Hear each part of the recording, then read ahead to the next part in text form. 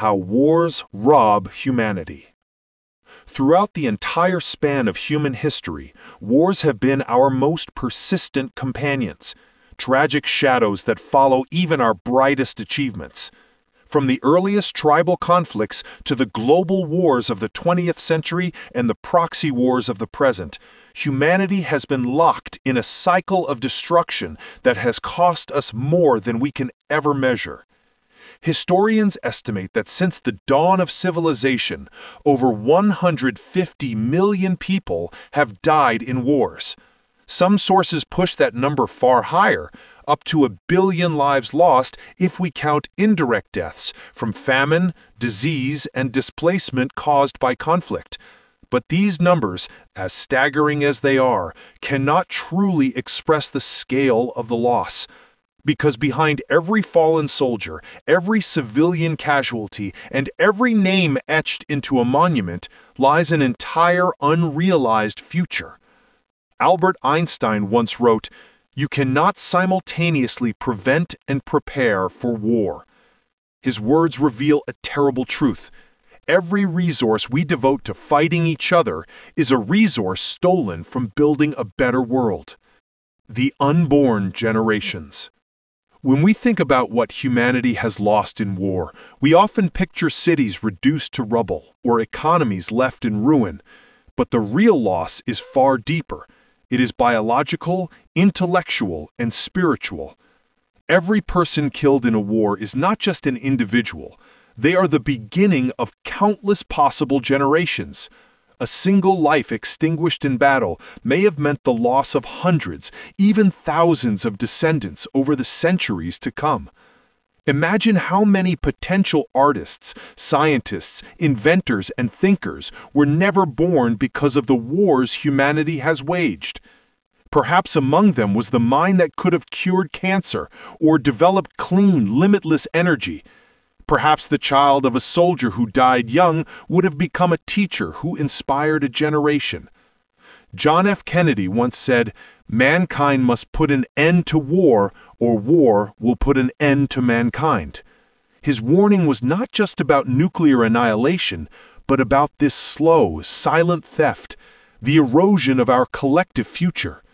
War is not only a destroyer of the present, it is a thief of potential, of the creativity, love, and genius that could have reshaped our world. The theft of human energy. Wars do not just take lives, they consume unimaginable amounts of human energy and material wealth. Every bullet, every missile, every tank represents the labor of thousands of hands, the ingenuity of countless engineers, the time of millions of workers. All that creative energy that could have been used to build schools, hospitals, cities, and spacecraft, is instead converted into instruments of destruction.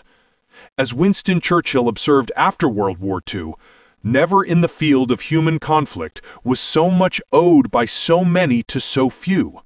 But if we invert his phrase, we find another grim truth. Never in the field of human progress has so much been lost by so many for the ambitions of so few. Consider the scale of it.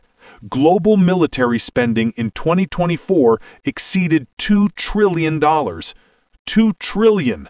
With that amount, humanity could have eradicated hunger, provided universal education, and launched permanent colonies on Mars. Yet each year we choose instead to arm ourselves, to prepare for wars we claim we do not want. As the philosopher Bertrand Russell once said, "War does not determine who is right, only who is left." The invisible cost. Beyond the loss of life and resources lies another less visible wound, the psychological and moral damage inflicted on entire generations. Wars teach us to see the world through the lens of enemies and allies, friends and foes. They divide humanity into fragments, breaking the bonds that connect us as a species. After every major conflict, societies are left with invisible scars: trauma, mistrust, fear. The children who grow up amidst ruins often carry those wounds into adulthood, perpetuating the same cycles of hate and violence that destroyed their parents' lives. Leo Tolstoy wrote in War and Peace, "The two most powerful warriors are patience and time. Yet in our impatience, we turn to violence, forgetting that every act of war delays the progress that only peace and time can bring." The lost futures of civilization.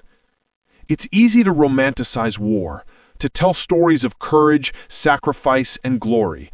But these narratives often obscure a simple fact. Every war, no matter how necessary, destroys far more than it creates. During World War II alone, 70 million people died. Think of what that means. If each of those people could have had just 2 children, and those children had 2 more, within 3 generations, the world could have gained more than 1 billion new lives, 1 billion new minds. Each of them might have sung, written, discovered, built, loved.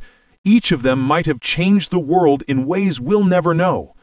In this sense, war is not just an act of violence, it's an act of theft against the very possibility of human evolution. It robs the earth not only of what we have, but of what we could become. Carl Sagan once reminded us, "For small creatures such as we, the vastness is bearable only through love." Yet instead of nurturing that love, humanity continues to invest in destruction, turning our cosmic opportunity into a battlefield. The false glory.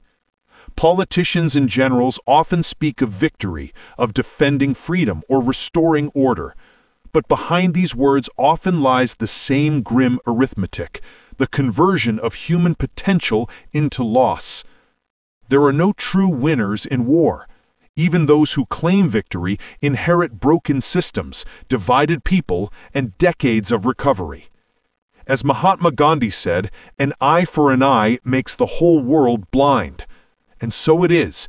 Every war, no matter the cause, leaves the victors as diminished as the vanquished. The cosmic perspective. When we look at the universe, the billions of galaxies, the endless stars, it becomes clear how small and fragile we are. We live on a tiny blue planet, orbiting an ordinary star in a vast and indifferent cosmos. And yet, despite our insignificance, we fight each other as though the Earth were infinite, as though there were no other frontiers left to explore. But there are frontiers, vast ones. We could be building ships to cross the stars, machines to heal our bodies, systems to sustain our planet for millennia. Instead, we build weapons that ensure none of that will happen. If humanity ever wishes to survive long enough to truly become a cosmic civilization, it must first conquer its oldest enemy, itself. As the visionary Buckminster Fuller said, either war is obsolete or men are. A call for imagination. Perhaps the greatest tragedy of war is not what it destroys, but what it prevents us from imagining. Peace requires creativity. It demands empathy, patience, and innovation, qualities far harder to sustain than rage or fear. We often say that necessity is the mother of invention, but what if peace is the mother of civilization? Imagine a world where the same passion, intelligence, and cooperation we pour into warfare were redirected towards exploration, science, and art. Imagine what humanity could become if the energy of a single global war, the steel, oil, silicon, and human minds were turned instead towards colonizing Mars, curing diseases, and solving the mysteries of consciousness. The resources already exist. The minds already exist, only our choices prevent it. Conclusion. Every war humanity has ever fought has taken more than land or power. It has taken pieces of our collective soul. Each time we destroy, we delay what could have been created. Each time we kill, we silence the voices of those who might have sung of a better world. The question is no longer whether we can afford peace, it is whether we can afford another war. Martin Luther King Jr. once said, "Wars are poor chisels for carving out peaceful tomorrows." And so it is. Every war, no matter the cause, leaves the victors as diminished as the vanquished. And because in the end, the true war, the only war worth fighting, is the war against our own ignorance, fear, and indifference. And the true peace will come when we stop robbing ourselves of the future that could have been.